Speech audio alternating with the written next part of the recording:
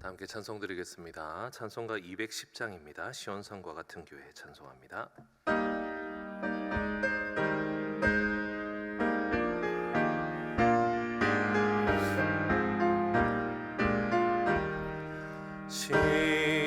시온성과 같은 교회 그의 영광 한없다. 허락하신 말씀대로 주가 친히 세웠다. 반석 위에 세운 교회 흔들 자가 누구랴. 모든 원수에 워싸도 아무 근심 없도다. 생명샘이 솟아나와 모든 성도 마시니 언제든지 흘러넘쳐 부족함이 없도다.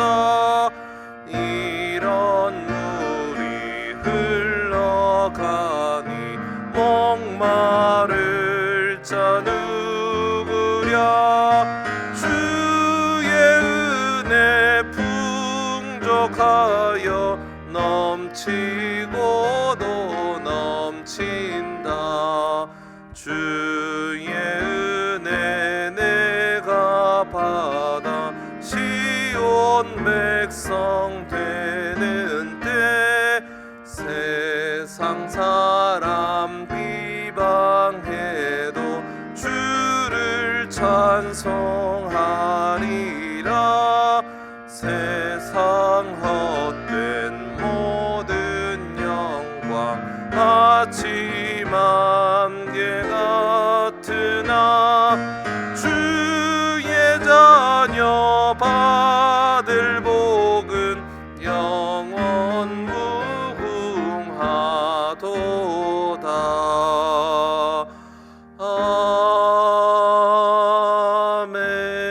아멘. 우리 시간 함께 기도하겠습니다. 오늘은 수요일입니다. 우리 교육자들을 위하여서 기도해 주십시오. 그리고 오늘 저녁에 있을 수요 기도회에 하나님의 풍성한 은혜가 넘치게 해달라고 기도해 주시기 바랍니다. 그리고 우리 교회의 세 번째 비전인 열정과 감동으로 예배드리는 교회가 되게 하여 달라고 기도합시다. 그리고 오늘부터 날이 많이 추워졌습니다. 추위로 인하여서 고통받는 성도들 없도록 하나님께서 지켜 보호하여 달라고 우리 시간 함께 합심해서 기도드리겠습니다.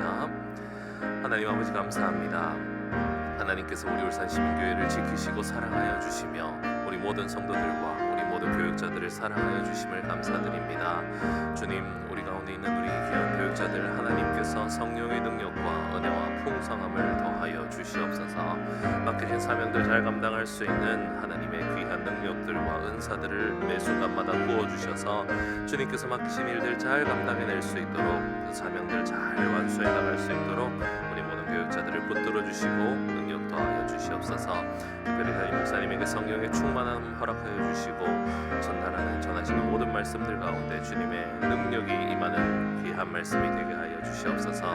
오늘 수요 기도회가 있습니다. 주님께서 우리 모든 성도들에게 은혜와 감동과 위로를 허락하여 주시고 주님의 말씀 안에서 회복하는 역사가 있게 하여 주시옵소서. 또한 우리 울산 시민교회 열정과 감동으로 예배드리는 교회가 될 수 있길 원합니다. 주님, 우리의 예배에 주님께서 날마다 친히 임재하여 주셔서 우리 가운데 감동과 기쁨이 넘치게 하여 주시옵소서. 감사드리며 이 모든 말씀 살아계신 예수 그리스도 이름으로 기도드립니다. 아멘. 하나님의 말씀입니다. 오늘 우리에게 주시는 하나님의 말씀은 요한계시록 2장 1절에서 7절까지 말씀입니다. 요한계시록 2장 1절부터 7절까지 저와 여러분이 한 절씩 교독하시고 마지막 절 함께 읽습니다. 에베소 교회의 사자에게 편지하라. 오른손에 있는 7뼈를 붙잡고 7 금촛대 사이를 거니시는 이가 이르시되 내가 내 행위와 수고와 내 인내를 알고 또 악한 자들을 용납하지 아니한 것과 자칭 사도라 하되 아닌 자들을 시험하여 그들의 거짓된 것을 내가 드러낸 것과 또 내가 참고 내 이름을 위하여 견디고 게으르지 아니한 것을 아노라. 그러나 너를 책망할 것이 있나니 너의 처음 사랑을 버렸느니라. 그러므로 어디서 떨어졌는지를 생각하고 회개하여 처음 행위를 가시라. 만일 그리하지 아니하고 회개하지 아니하면 내가 내게 가서 내 촛대를 그 자리에서 옮기리라. 오직 네게 이것이 있으니 내가 니골라당의 행위를 미워하는도다. 나도 이것을 함께 읽습니다. 귀 있는 자는 성령이 교회들에게 하시는 말씀을 들을지어다. 이기는 그에게는 내가 하나님의 낙원에 있는 생명나무의 열매를 주어 먹게 하리라. 아멘. 네, 오늘부터 요한계시록의 1차 수신자인 7교회들을 향한 말씀이 시작됩니다. 우리 지난번 수문앞 광장 7시간 기도회에서 충분히 이 7교회에 대한 말씀을 나누었지만 또 우리 새벽에도 하나님이 예비하신 새로운 은혜가 있을 줄 믿습니다. 첫 번째 교회는 에베소 교회입니다. 에베소 교회에 나타나신 주님은 오늘 본문 1절 말씀을 보니까 7금 촛대 사이를 7별을 붙잡은 채로 거닐고 계시는 모습입니다. 어제 본 말씀이죠. 교회를 사랑하시고 교회를 보호하시고 인도하시는 모습 그 자체로 에베소 교회에 등장을 하십니다.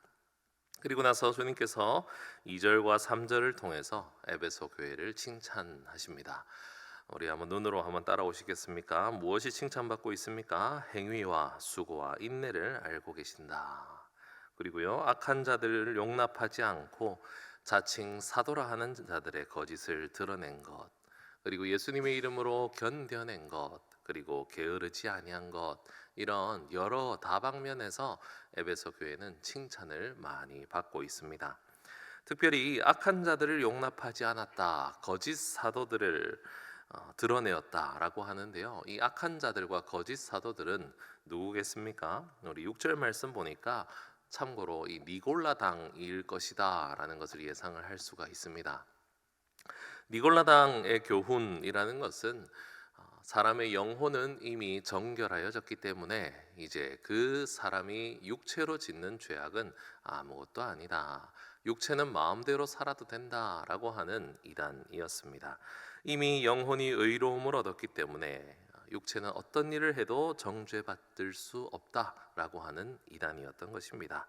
그래서 이들의 삶은 방종이었고 이들의 삶은 음란이었으며 자기가 원하는 대로 마음에 드는 대로 행동해도 상관없다고 이야기하면서 율법 자체를 파괴하려고 하는 이단이었던 것입니다. 에베소 교회는 이런 잘못된 이단 사상과 싸워냈습니다. 이것과 싸운다는 것이 얼마나 힘든 일이었는지 아십니까? 누군가가 교회에서 너는 하나님을 믿었기 때문에 네가 지금 하고 싶은 모든 행동을 해도 돼 라고 가르치는 것과 싸우는 게 얼마나 힘든지 아십니까? 저도 목회자이기 때문에 청년들을 맡아서 설교를 하다 보면 청년들의 눈빛이 반짝반짝거릴 때가 있습니다. 언제냐면 본인들이 잘못하고 있는 것을 해도 된다고 말하기를 기다리고 있는 눈빛 말입니다. 예를 들면 술에 대한 이야기 아니면은 여러 가지 음란에 대한 이야기를 하면서 이 목사님 입에서 술은 마셔도 돼라는 말이 떨어지기만을 기다리면서 눈이 반짝반짝합니다. 그래서 저는 절대 안 된다고 얘기를 하죠. 그러면 실망한 눈빛이 역력합니다. 사람이란 그렇습니다. 교회에서 본인이 믿을 만한 신뢰할 만한 어떤 사람이 너는 죄를 지어도 괜찮아 라고 이야기하는 것을 듣는다면 그것과 싸워내기란 정말 어려운 일입니다. 하나님의 말씀 따라 살아야 한다라고 하는 말은 듣고 싶지 않지만 네가 지금 하고 있는 거 너 하나도 잘못 아니야 라고 하는 말과 싸운다, 그거는 정말 피 흘림이 있는 싸움입니다. 에베소 교회는요, 이 싸움을 싸워냈습니다. 이겨냈습니다. 그러니까 하나님께서 얼마나 칭찬하실만 하겠습니까? 다른 사람은 다 괜찮다 하더라도 이들은 예수 그리스도의 이름 안에서 주님의 말씀을 수호하기 위해서 정말 최선을 다해서 견뎌냈습니다. 그래서 주님께서는 너의 견딤을 칭찬한다라고 말씀하시죠. 그리고 게으르지 않았다라고 하는 것을 칭찬하시죠. 최선을 다해서 말씀을 수호했습니다. 그래서 그 행위도 수고도 그 인내도 칭찬을 받을 수 있었던 것입니다. 그런데 에베소 교회에 어떤 문제가 있었습니까? 오늘 본문 4절 말씀에 보니까요, 처음 사랑을 버렸다라고 하는 이 문제가 있었습니다. 이 잘못된 이단과 격렬하게 싸워내고 바른 신앙을 수호하기 위해서 주님의 이름 앞에서 말씀으로 돌아간 것은 정말 좋았습니다. 정말 아무나 할 수 있는 일이 아니었습니다. 하지만 이들은 하나님을 향한 사랑, 이웃을 향한 사랑을 점차 잃어버렸던 것입니다. 말씀을 수호한다는 명목하에 행위만 남아버린 그리스도인이 되어가고 있었다는 것이죠. 즉, 하나님을 사랑하기 때문에 말씀을 순종한 것이 아니라 그저 방종과 게으름과 싸워내기 위해서 하나님의 말씀을 순종했다는 것입니다. 이웃을 사랑해서 영혼 구원에서 제자 삼는 것이 아니라 행위와 수고와 인내를 해야 하기 때문에 그렇게 이웃을 섬겼다라는 것입니다. 분명 나타나는 증거, 인내와 견딤과 수고와 행위와 그 게으름과 싸워내는 그 행위는 너무 좋았지만 그 근거, 그렇게 해내는 그 근원이 잘못되었다는 겁니다. 그저 그렇게 해야 하기 때문에, 그저 그런 말씀을 받았기 때문에, 그런 명령이 나에게 있었기 때문에 등으로 그 근원이 뒤집어 버렸다는 겁니다. 때로는 우리에게도 이런 모습이 남아있지는 않을까요? 하나님께서는 사랑이 가장 중요하다고 여러 곳에서 강조해 주시고 계십니다. 특히 예수님께서는 모든 율법을 요약하는 두 가지 계명을 설명해 주시면서 하나님을 사랑하고 이웃을 사랑하라라고 말씀하셨습니다. 그것이 온 율법과 선지자의 강령이다라고 말씀하셨죠. 성경 전체를 요약하면 딱 두 가지 남는 것은 사랑이라는 겁니다. 하나님 사랑과 이웃 사랑. 예수님께서는 요한복음 21장에서도 부활하신 후에 베드로에게 찾아오셔서 이렇게 말씀하십니다. 네가 나를 사랑하느냐? 베드로가 하는 행위와 수고와 섬김과 인내를 물어보시는 것이 아니라 네가 나를 사랑하느냐라고 물어보고 계신 것입니다. 요한 1서에는요, 하나님은 사랑이시라고 여러 번 외치고 있죠. 고린도전서 13장에는 믿음, 소망, 사랑 중에 그 중에 제일은 사랑이라 라고 말씀해 주고 계십니다. 성경은 우리에게 지속적으로 사랑으로 일하라, 사랑으로 참으라, 사랑으로 섬기라, 사랑으로 일하라 라고 말씀하시는데 우리의 삶은 어떻습니까? 때로는 어떤 모토가, 때로는 어떤 명령이, 때로는 어떤 비전이 우리의 삶을 이끌어가고 있지는 않습니까? 당연히 이걸 해야 좋은 그리스도인이기 때문에 이렇게 하는 것이 말씀을 지킬 수 있는 일이기 때문에 타락해가는 세상에서 이렇게 사는 것이 옳은 일이기 때문에 살아가고만 계시지는 않습니까? 하나님은 옳고 그름을 먼저 따지기 전에 하나님을 사랑하시기를 원하고 계십니다. 사랑하는 성도 여러분, 이 새벽의 시간에 하나님을 향한 사랑과 내 이웃을 향한 사랑이 회복되시기를 간절히 축복합니다. 에베소 교회에는 사랑이 점점 식어갔습니다. 이것이 무슨 문제냐라고 생각할 수도 있습니다. 왜요? 나타나는 행위는 정말 깨끗하고 정결했으니까요. 하지만 주님께서는 오늘 본문 5절에 네가 어디서 떨어졌는지를 생각하고 회개하라 라고 말씀하고 계십니다. 회개하지 아니하면 내가 가서 너의 촛대를, 이 촛대는 교회죠, 너의 촛대를 옮겨버리리라 라고 말씀을 하고 계신 것입니다. 우리에게 사랑이 있어서 이 일을 하십니까? 우리에게 사랑이 있어서 오늘도 기도하러 나오셨습니까? 나를 사랑하는 것 말고요, 하나님과 이웃을 사랑하는 마음이 우리 마음속에 솟아나고 계십니까? 만약 우리 가운데 처음 사랑이 식어져 가고 계시다면, 하나님과 이웃을 향한 사랑하는 마음으로 기도하시는 것이 아니라면 먼저 기도하시기 전에 하나님께 사랑을 고백해 보시기 바랍니다. 오늘도 기도를 시작하면서 하나님께 사랑합니다. 우리의 이웃을 사랑하는 마음을 주옵소서. 하나님과의 아름다운 교제와 아름다운 관계가 이루어지길 원합니다. 우리의 삶의 행위와 수고와 인내를 나타나게 하는 그 근원적인 힘은 사랑이 되시기를 간절히 바랍니다. 오늘 하루도 사랑을 회복하시고 사랑으로 기도하시고 사랑으로 섬기시고 사랑으로 영혼을 구원해 내시는 귀한 사명 감당해 내시는 저와 여러분들이 되시기를 간절히 축복합니다.